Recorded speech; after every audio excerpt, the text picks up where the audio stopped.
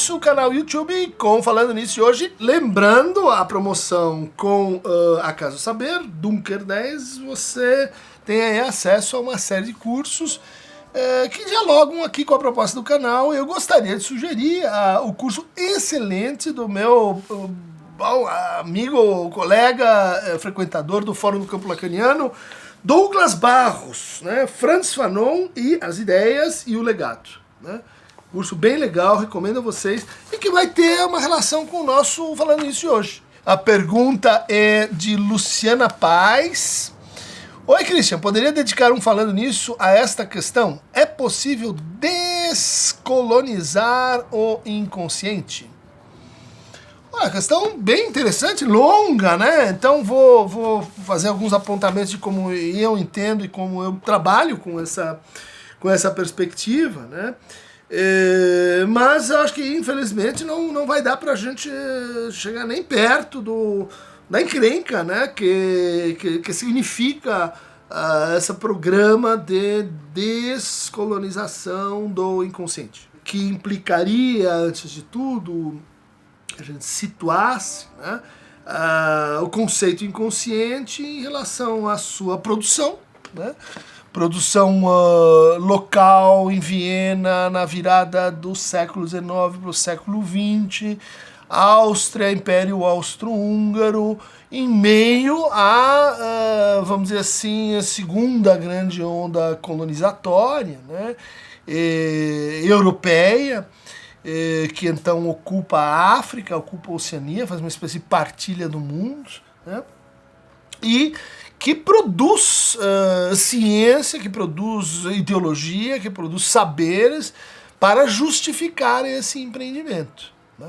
Então, como entendo o colonialismo, né? O colonialismo é um capítulo do capitalismo. Então, até para a gente entender como é que o processo de colonização se deu no Brasil, a gente precisa ter em mente, né, quando que a escravidão, os navios negreiros, o sistema de feitorias, a expulsão dos holandeses, a retomada de Luanda, os pactos com os povos africanos, né? Quer dizer, como todo esse complexo de elementos, né, forma uma nova forma mercadoria e um novo negócio aí no século XVII brasileiro. Para mim não dá para pensar, né, processos de colonização sem entendê-los como processos de expansão, de alcance de novos mercados, né, de ocupação e estratificação de riquezas, né, como processos de dominação, né, culturais e econômicas, né. Eu diria então, o Freud, nesse contexto, a gente poderia dizer assim, não, ele é fruto dessa época, né, que desenvolve, por exemplo, um racismo científico, né, que desenvolve, por exemplo, uma série de ideias para justificar, né, os processos civilizatórios, né, como processos de dominação e subalternização culturais, né. Tem uma leitura que localizaria então a psicanálise como fruto, né, da ciência da sua época. Há uma contra-leitura que vai dizer assim, não, mas o Freud era judeu, né, e foi perseguido, né, pelo seu judaísmo. Ele teve sua carreira obstruída pelo fato de ser judeu. E esse processo diz respeito ao processo colonial dentro da Europa, né, que frequentemente a gente esquece, né? Tem a periferia e tem o centro na Europa e no resto do mundo. Então a colonização, né, pela Áustria, né, dos países balcânicos, né, Montenegro, Sérvia, Croácia, Macedônia, depois República Tcheca, ou que hoje a gente chama República Tcheca, Tchecoslováquia, Hungria, Polônia, né? Quer dizer, eram populações submetidas a um regime histórico de escravidão, né? A palavra escravo vem de eslavo, né? E os eslavos são justamente esse grupo, né, ao qual, de certa forma, o Freud, como alguém que nasceu em Pribor, né, na República Tcheca, estava mais ou menos ligado. Né? Então, pensar, né, processo de colonização junto com o processo de classe, né, junto com o processo de etnia. Isso coloca uma pergunta antes, né? Quer dizer, será que é possível descolonizar o inconsciente, como fazê-lo, né? Num contexto um pouco maior, que é em que termos a gente descoloniza a psicanálise. Né? Uma coisa é descolonizar conceitos, outra coisa é descolonizar práticas. Então aí a gente vai falar de como, por exemplo, a psicanálise é um conjunto de instituições, né? Escolas, onde se dão formação de psicanalistas. Né? Então, em que nível essas formações elas são críticas, né? E elas oferecem alternativas a estruturas de poder que se infiltram, né? e que fizeram da implantação das instituições psicanalíticas no Brasil um capítulo da colonização europeia no Brasil. Né? Inicialmente por parte das psicanálises anglo-saxônicas, principalmente britânica, né? E num segundo momento, aí, a partir dos anos 70, há um processo de recolonização, vamos dizer assim, pela psicanálise de extração francesa, notadamente lacaniana. Muito importante, então, distinguir o que é descolonizar uma prática social, uma prática clínica, né? Então, perguntar qual é a relação que a gente vai encontrar entre a formação que os analistas recebem, né? O tipo de estrutura de poder que a gente encontra nas instituições e os tipos de estrutura de poder que você vai encontrar dentro dos tratamentos. Né? Quer dizer, tratamentos onde, em geral, uma coisa tende a reproduzir a outra. Você aprende, né? Junto com a teoria, junto com a clínica, você aprende uma série de práticas, né, que tem que ver com dominação, tem que ver com silenciamento, tem que ver com subordinação e assim por diante. Mas aí, de novo, a gente pode dizer assim, mas uma das características do pensamento de Lacan é se colocar criticamente e frontalmente contra os dispositivos genealógicos, né, de transmissão que a gente tinha na psicanálise a partir das famílias, né, freudianas. Se colocar frontalmente contra, vamos dizer assim, o dogmatismo, colocar frontalmente contra a reprodução pelos analistas de datas, né, o poder que os analistas de datas tinham. E ele faz lá, então, suas propostas, que são propostas para tratar os excessos do poder, os excessos da colonização, nesse caso, do ponto de vista do colonizador. Vamos lembrar que um autor muito importante na história do pensamento descolonial é o Frantz Fanon, né? Pele Negra, Máscaras Brancas, né? Os trabalhos dele publicados aí pelo UBU sobre alienação, sobre psiquiatria, sobre saúde mental. Agora, mais recentemente, eu estive na Bahia e recebi textos que eu desconhecia, né? Frantz Fanon, O Olho se afoga, as mãos paralelas, teatro filosófico, né? Da editora Segundo Selo, né? Tradução do César Sobrinho, né? Tá aí, o Fanon fazia teatro, né? E o que parece, ele fazia teatro com seus pacientes também, né? Tanto na experiência com Tosquelles, né? Também traduzido recentemente pela UBU, né? Em Saint-Alban, num castelo, né? No interior da França, perto da Espanha, quanto na experiência dele em Blida, na Argélia, durante a Guerra da Independência da Argélia. E outro texto muito simpático é esse Frantz Fanon pelos textos da época. Ou seja, são os textos que o Fanon lia, com quem ele conversava, né? Então tem texto dele mesmo, mas tem texto desse poeta surrealista, maravilhoso, que é Aimé Césaire, do Patrick Farbiat, da Mireille Fanon, do François Tosquelles, e o prefácio do incrível Achille Mbembe, né? Com quem tive estudando em Londres, né? Que lançou aí o conceito de necropolítica, autor que tem, enfim, ampla repercussão, né? Mas eu queria voltar no fato de que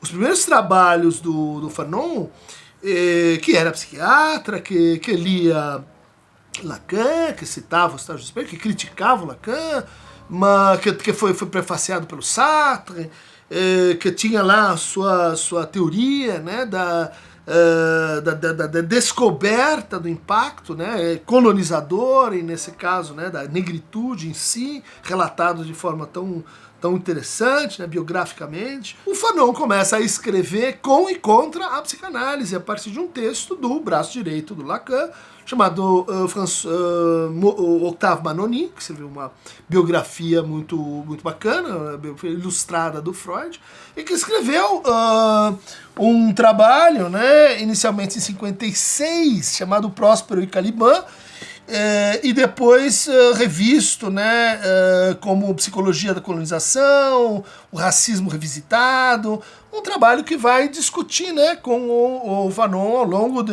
quase 50 anos. Então, me parece muito interessante que a gente, quando pensa, né, em descolonizar a psicanálise, pense também assim, fora, né, do contexto local, né? Pensa como chegou o pensamento decolonial ao Brasil. E eu acho que a gente tem aqui, então, que localizar 3 ou 4 entradas, né, importantes. Uma é pela tradição do Fanon, do Mbembe, né?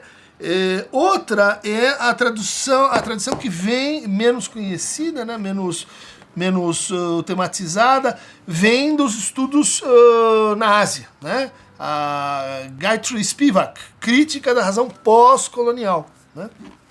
Então aí a gente vai ter os trabalhos falando, né, sobre etnia e raça a partir do Oriente, né, da experiência da Índia, das infiltração, né, das religiões, no espaço, vamos dizer assim, da raça e da etnicidade, muito importante. Vem dessa tradição essa autora muito importante para mim, que é a Erika Burman, né? E ela notabilizada, né, feminista, por um trabalho chamado Deconstructing Developmental Psychology, né? Ou seja, você me pergunta como descolonizar o inconsciente, eu começo respondendo dizendo assim, olha, em primeiro lugar, olhar para a psicanálise como instituição. Em segundo lugar, olhar para a psicanálise como um discurso no sentido Foucaultiano. E quanto em discurso, é um discurso ligado aos processos de individualização, ligado ao quê? Qual é a condição para o conceito de inconsciente? Um certo entendimento do que é o desenvolvimento da criança e como as teorias do desenvolvimento elas são sincrônicas com as teorias do desenvolvimento econômico, de como a psicologia como um todo é um dispositivo de colonização no sentido de apresentar uma subjetividade que é branca, que é europeia, que é masculina, que é heterossexual, que é cis, enfim, tem uma série de predicados, né, que a gente compra a partir do que? Antes da psicanálise, da psicologia. Então, respondendo, né? Vou respondendo aos poucos aqui, né? Primeira coisa, você precisa ler um pouco da história desse tipo de pensamento, que é um tipo de pensamento crítico. Em segundo lugar, é preciso pensar, né, esse pensamento crítico desde a sua história e no Brasil, porque senão você se coloniza com o pensamento descolonial. Quer dizer, importa as ideias, agora eu descobri uma coisa nova, ela veio lá de Nova Delhi, ela veio de Londres, ela veio de Massachusetts, ela veio de Califórnia. Gente, não pode, falta, né? Esse tipo de consumo acrítico de teorias críticas é típico, né, do nosso ideias fora do lugar. Né? Vamos ler lá o Roberto Schwartz. Mas então, para descolonizar, né, antes de chegar no inconsciente, tem que descolonizar a psicologia que vem junto com a psicanálise, na qual a psicanálise está, assim, muitas vezes associada. Né? E essa psicologia não é a psicologia que está lá nos cursos de psicologia só. Tá? É a psicologia no sentido, vamos dizer assim, popular. É a psicologia que corre solta no Instagram, no Facebook. É a psicologia que as pessoas interiorizam sem se dar conta que elas estão interiorizando. Quando elas usam expressões como narcisismo da mãe, quando elas usam, esse é o trauma, quando elas usam, isso aqui é o Édipo, quando elas vão usando as noções psicanalíticas num léxico e num discurso, né? Quer dizer, pega o léxico psicanalítico e usa num discurso que é outro, né? Que não é aquele que você vai encontrar quando procura efetivamente um psicanalista. Mas descolonização também é isso. Né? É também fazer a crítica social da forma poder assumida por esses discursos. Então tem um trabalho excepcional, né, também da Erica Berman, chamado Developments, Child, Image and Nation. Né? Então, você quer descolonizar, começa por que conceito de criança você tem? Como você pensa a criança?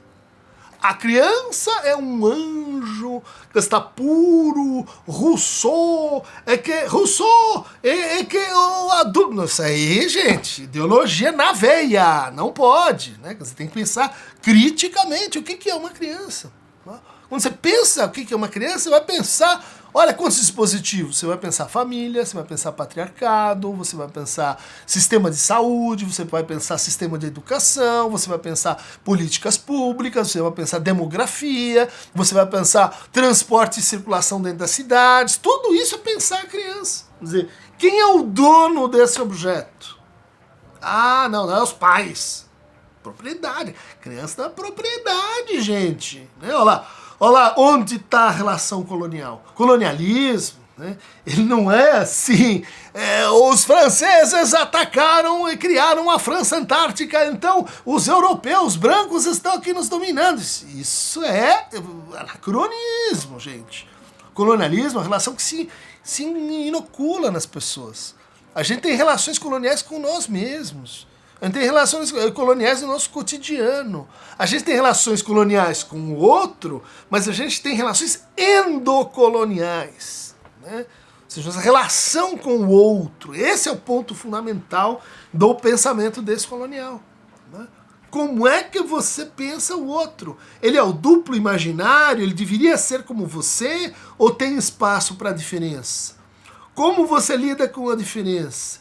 Essa diferença precisa ser invertida, ela precisa ser suprimida, ou ela é uma diferença que pode ser usada para, vamos dizer assim, a gente criar mundos compartilhados, né?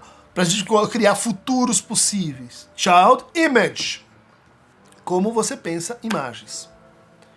O que é o domínio das imagens? Qual imagem está em qual lugar? Nesse sentido, leiam o trabalho do Jacques Rancière, A Partilha do Sensível, e o texto dele, né, o Inconsciente Estético, que é uma maneira de criticar, né, essa apropriação discursiva de muitas noções, de muitos conceitos próprios da psicanálise. Né? Então, precisa de uma crítica do imaginário. Né? Vamos voltar aqui. Quem inventou isso? Tem um tal de Castoriadis. Né? Ele veio lá da filosofia crítica, Lukács, Escola de Frankfurt. A gente fez aqui uma minissérie sobre essa turma. Ok, então precisa ter isso para descolonizar a psicanálise. E nation, nação. Né? Então, child, image e nation. Qual é o nosso conceito de nação? Do que ele é feito? Quais foram as violências que instituíram essa nação? Como essas violências se perpetuam na sua história? Como essas violências incorrem e apagam genocídios?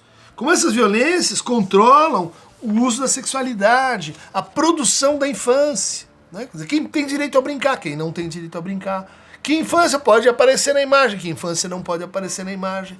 Que raça pode aparecer no teatro, no filme, na cultura, que raça que não pode aparecer. Ou seja, a gente tem aí todo um complexo, né, colonial. A colonização não é uma coisa que você extirpe, porque agora só usa produtos nacionais. Né? Nacionais, porque sua nação, aí está o colonialismo também. Vamos pensar que o Brasil, em relação a Uruguai, Paraguai, Guerra do Paraguai, Bolívia, né? O Brasil tem empreendimentos coloniais, né? Você não, mas eu não. Você não, mas vai visitar Moçambique, vai visitar Tanzânia, vai visitar Antilhas, San Andreas, vai visitar Etiópia, você vai ver lá o quê? Igrejas brasileiras por todo lugar. Igrejas neopentecostais por todo lugar. Mas eu não autorizei isso, eu sou brasileiro. Então, mas isso é Brasil também. Então, a gente tem processo colonial, que ele passa por processos culturais mais básicos, implantação de religiosidade, né? Implantação, por exemplo, de sistemas de branqueamento e mestiçagem, né? Quer dizer, o que aconteceu com a antiga reflexão brasileira sobre a mestiçagem? Ela está sendo apagada, né? Quer dizer, ela está sendo apagada em nome de, bom, havia nessa discussão um flanco ideológico, fruto do racismo científico, chamado democracia racial. Tá, então junto com a democracia racial, agora a gente não discute mais colorismo, não discute mais mestiçagem, né? Daí a gente tem um problema lá na banca de heteroidentificação de entrada de professores, como a gente teve, quem quiser, leia lá o meu artigo na UOL sobre isso, né? Um processo completamente mal feito, né? Depois de aprovado, pardo não, nós queremos preto, então não pode pardo, porque a banca não pode ser desprestigiada. Nada contra, tem que ter a banca de heteroidentificação, tem que fazer bem feito, não pode ser um curso de 1 hora para dizer quem que é pardo, quem que é negro mesmo. Isso não dá. Isso é o quê? Efeito do apagamento da discussão sobre miscigenação no Brasil, que é próprio, né, aqui da nosso processo colonial. Diferente do processo colonial americano. Diferente do processo colonial em Moçambique. Diferente do processo colonial reverso, né, em França e Argélia. Né? Muito difícil pensar descolonialmente, porque você tem que pensar posicionalmente. Né? Vamos ler Homi Bhabha sobre isso, né? Um autor muito, muito interessante. Outra, então, duas frentes aqui para a gente pensar a crítica descolonial. A terceira vem do Oriente, né? Vem do Edward Said, e que escreveu textos belíssimos sobre Freud não europeu, né? Com uma psicanálise, ela também compõe, quanto dispositivo crítico, a tradição da descolonialidade, né? Para pensar, por exemplo, Moisés e a religião monoteísta, fora, né? Quer dizer, com uma crítica do identitarismo religioso, teologal, metafísico, das grandes religiões patriarcais. Tá lá no Eduardo Said, tá na tradição que ele legou pra gente, tá na Rita Segato, né, essa nossa antropóloga, que de certa forma vai pensar criticamente o Édipo, né? Então você diz, então descolonizar a psicanálise, agora foi primeiro instituições, né?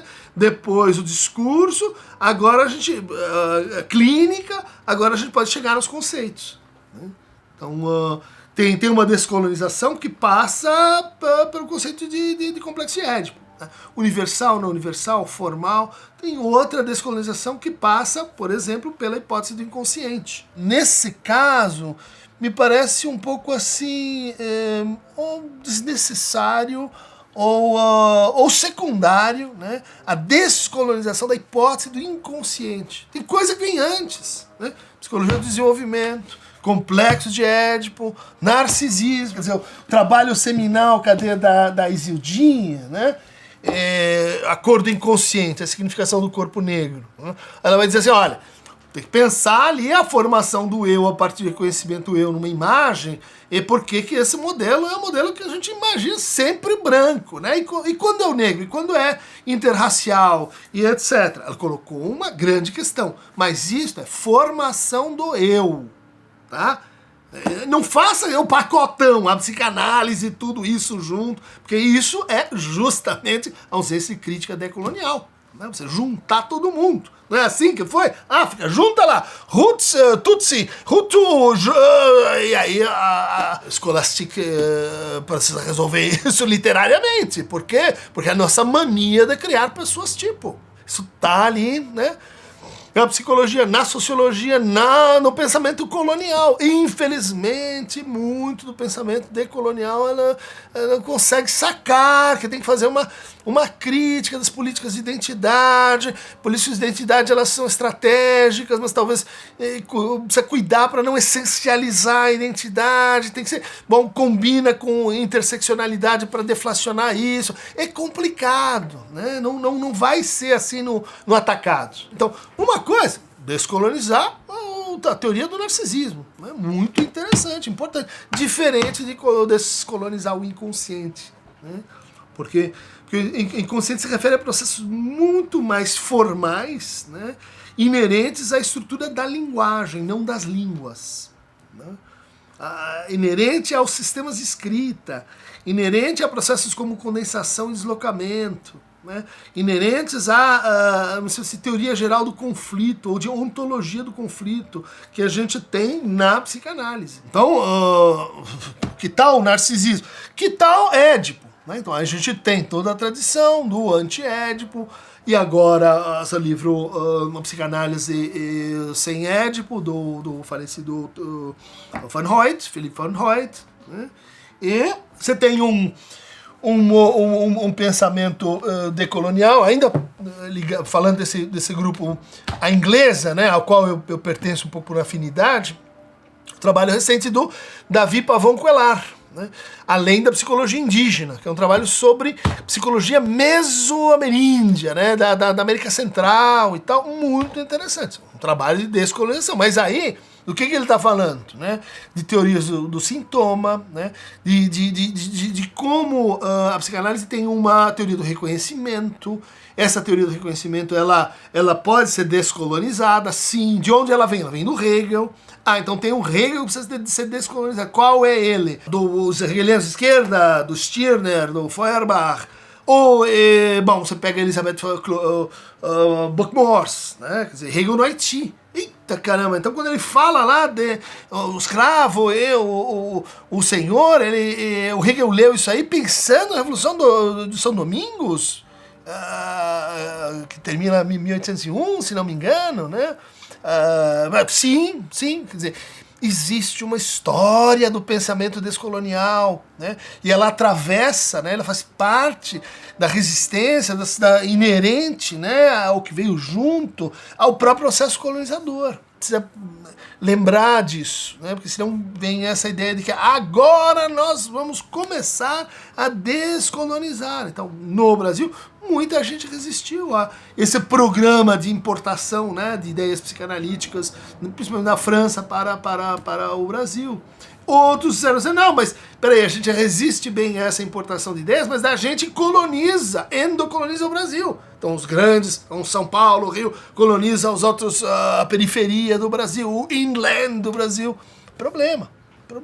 Bom, aí eu diria assim, tem uma série de trabalhos, os quais eu estou, enfim, ligado, fazendo prefácios, acompanhando, né, ainda que não seja essa vertente, né, a qual eu estou mais vinculado, né, que envolve relações raciais na escuta psicanalítica, né, textos do Jurandir, da Fabiana Vilas Boas, um texto meu, Fábio Belo, Racismo e Psicanálise, A Saída da Grande Noite, do Augusto Paim, Inácio Paim Filho, lá de Porto Alegre, né, da Sociedade Brasileira, um conjunto muito bom, né, a Rafaela, né, tá lá à frente agora do processo de cotas e reformulação do acesso à psicanálise, muito importante, lá no Rio Grande do Sul.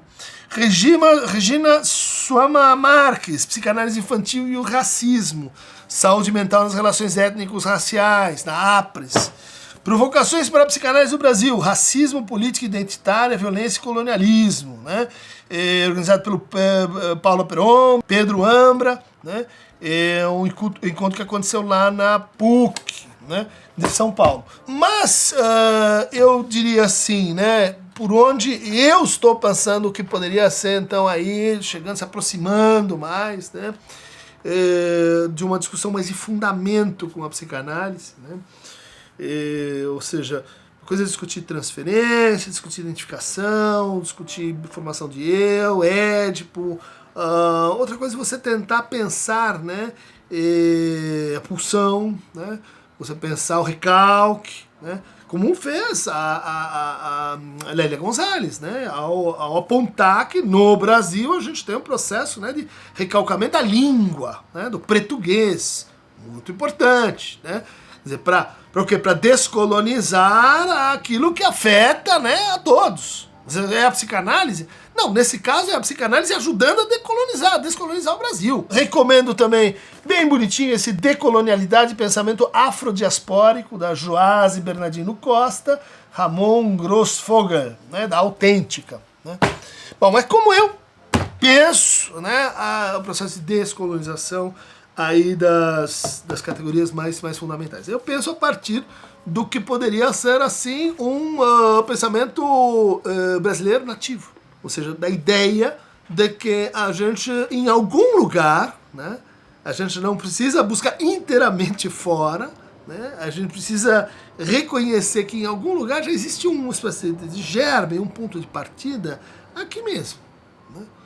E para isso, me parece crucial que a gente reconheça, né, o pensamento indígena como uma forma maior de pensamento. Não como um capítulo que você pode reduzir, né, comparar, dizer, olha, não, há temas filosóficos, há temas psicanalíticos que já estão assim nessa cultura, naquela outra. Não, é pensar, né, o que seria o que o Eduardo Viveiros de Castro, e esse me parece o autor central para isso, né, chamou de metafísicas canibais. Né?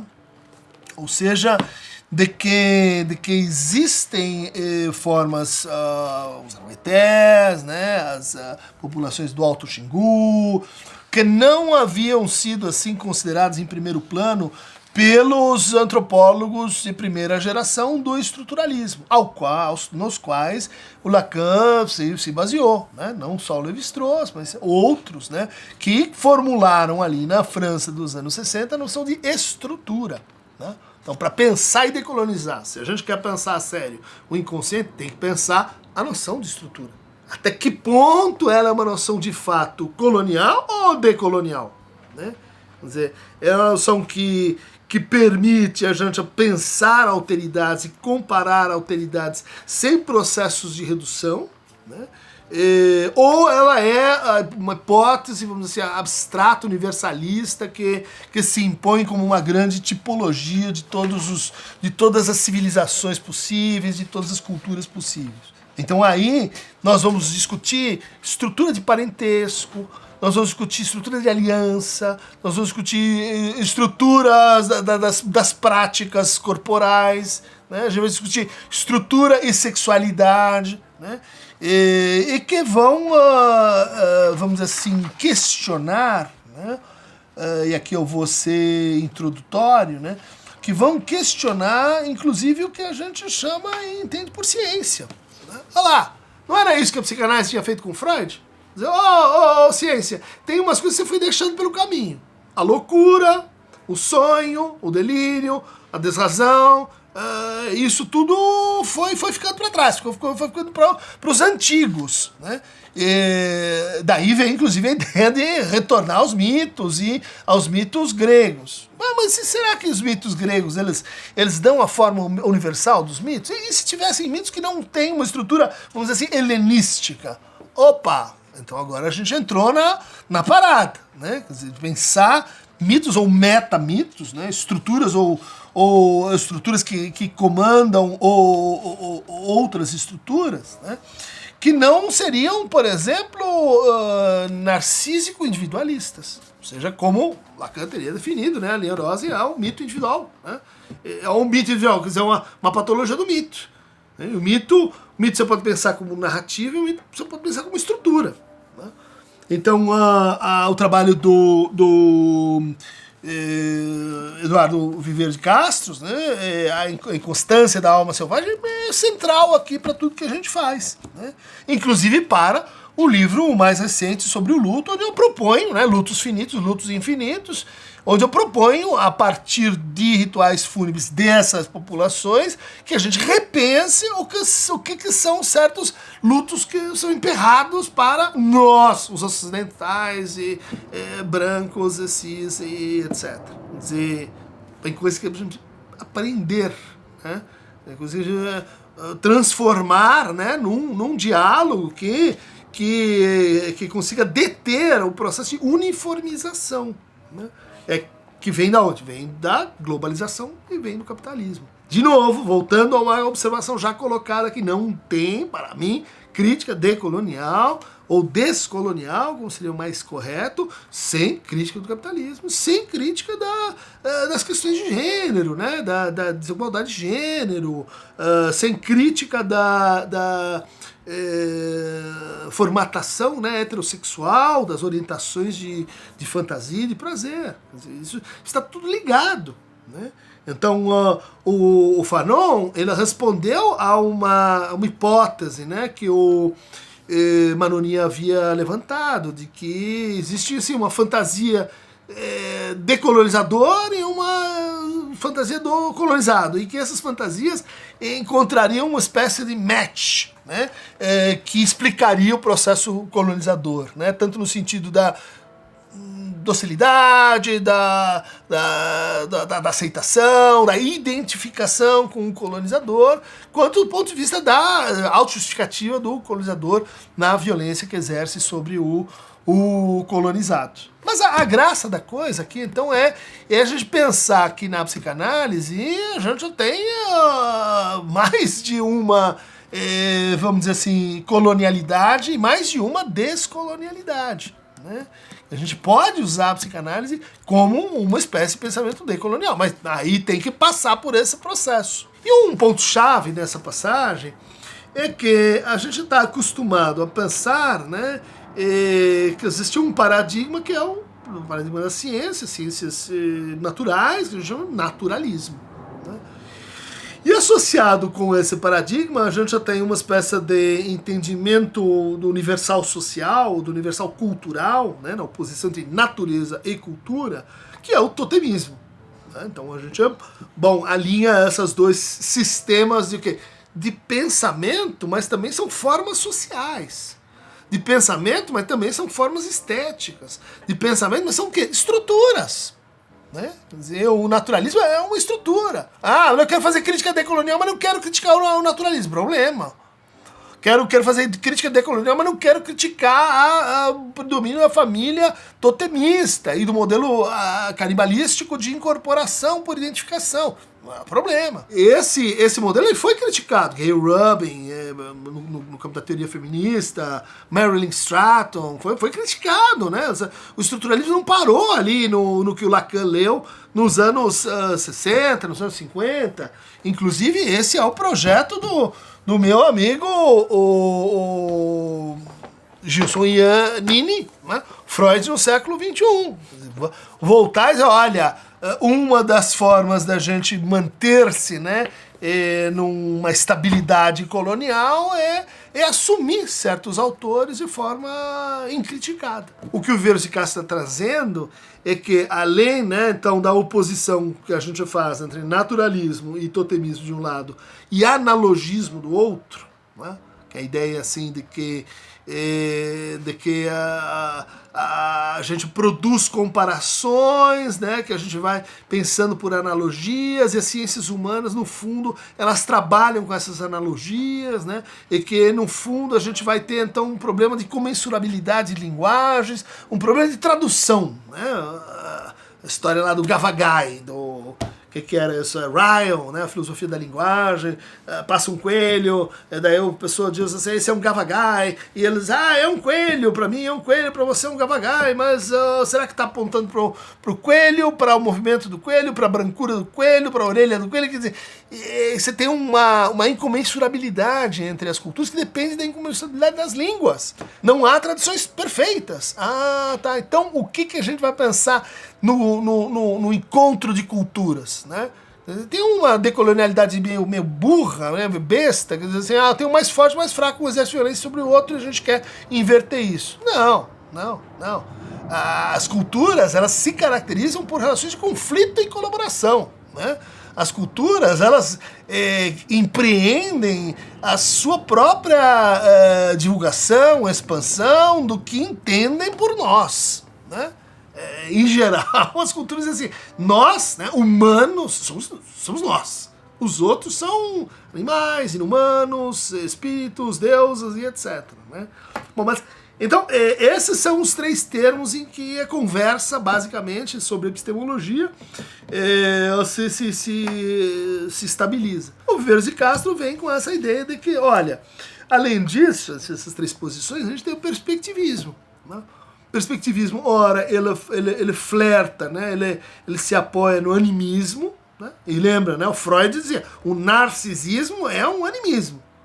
Narcisismo está para o animismo, assim como o Édipo está para o totemismo. Olha lá como isso vai balançando o que a gente entende por psicanálise. Dizer, então toda angústia de castração, toda castração se resolve por equações totêmicas. Não, você tem uma angústia prescrita por o quê? Por relações perspectivistas, como as que Freud descreve em O Infamiliar, ou Das Unheimliche, o texto de 1919, que é um texto perspectivista. Dar luz, chamar a atenção, né, para essa outra maneira de entender o outro, que é isso que está em jogo, né? Quer dizer, o outro não, mais além, né, da projeção e da identificação e da analogia, né, da comparação, a gente tem uma relação com o outro que é uma relação, vamos dizer assim, de produção perspectiva de mundos, né? Uma relação em que a sua identidade ontológica ela é questionada pela presença do outro. E a identidade ontológica do outro também é questionada pela presença do um. Então, no fundo, o perspectivismo é um tipo de relacionalismo, como diz o Viveiros de Castro. Mas a psicanálise é exatamente isso. Né? Se a gente for levar a noção de transferência a sério, se a gente for levar a noção de inconsciente a sério, né? Ou seja, consciente na linguagem, não como um suposto metafísico, consciente como um efeito de fala, né? Um efeito de relação, um efeito de troca, exatamente isso que a gente tem em vista. Né? Então é preciso, vamos dizer assim, levar em conta e estudar, né, as peculiaridades da linguagem Wallapiti, né? Eu acho que é assim, Wallapiti, isso. É preciso levar em conta, né, como o processo colonizador passou pelo mármore e a murta, né? Ou seja, de como se a gente quer falar de Brasil, o elemento central aí é a inconstância da alma, né? Não é almas pretas, almas brancas, almas indígenas, são almas em fluxo, né? São almas em transformação, né? E almas, vamos dizer assim, indeterminadas, né? Assim como o totemismo é um sistema, né, onde o sofrimento está ligado à falta de determinação, o perspectivismo é um sistema baseado, né, no reconhecimento ontológico da indeterminação. Parece que talvez é isso que o Freud está falando com a pulsão de morte. Não sei, né? Precisa ir lá conferir. O que aparece nas pesquisas do Viveiros de Castro? A importância fundamental do xamã como uma espécie de dialogador entre mundos, né? De diplomata entre mundos. Novidade, né? A gente pensa o xamã, ou ele é um xamã vertical, e ele é um tão conservador da tradição máxima do ocidente, da psicanálise, do inconsciente, etc. Ou ele é um xamã guerreiro, né? Um xamã horizontal que está querendo o quê? Expandir e fazer com que sua cultura se imponha como língua, como léxico, como conceito para o outro. Tá bom, tem esses 2 tipos de xamanismo que são clássicos. Mas se a gente pensa nessas populações aí, né, Arauetés e companhia, tem um outro tipo de xamanismo, né, que é o xamanismo transversal. Será que existem psicanalistas verticais, horizontais e psicanalistas transversais, né? Eles seguindo uma pista do Lévi-Strauss, de que o psicanalista é o xamanismo em nossa época, né? E que não ficaria tão dissonante com a tese do Lacan de que o psicanalista é o sofista em nossa época, né? Quer dizer, o xamã transversal, a gente pode dizer assim, pode compará-lo com um xamã como sofistas, né? Dizer, mas esse é grego de novo, então. Mas é um grego miscigenado, né? É um grego sincrético, é um grego, vamos dizer assim, capaz de pensar, né, fora da essencialização da sua própria identidade. Exatamente isso aí que me parece fundamental para para descolonizar mais a psicanálise, como vocês estão vendo, do que o inconsciente, né? Quer dizer, como é que o inconsciente seria uma hipótese assim colonizadora, branca, não sei, não tô vendo assim, a não ser, né, aí sim, o Édipo, o narcisismo, transferência, intelectualização, defesa, teoria da angústia, talvez, mas tá posta uma resposta, um encaminhamento. Recomendo a vocês aí entrar em contato, frequentar, isso é um debate muito contemporâneo, muito ativo aí, né, sobre psicanálise e teorias, né, tem a teoria diaspórica, tem várias teorias que eu não mencionei aqui sobre a descolonialidade.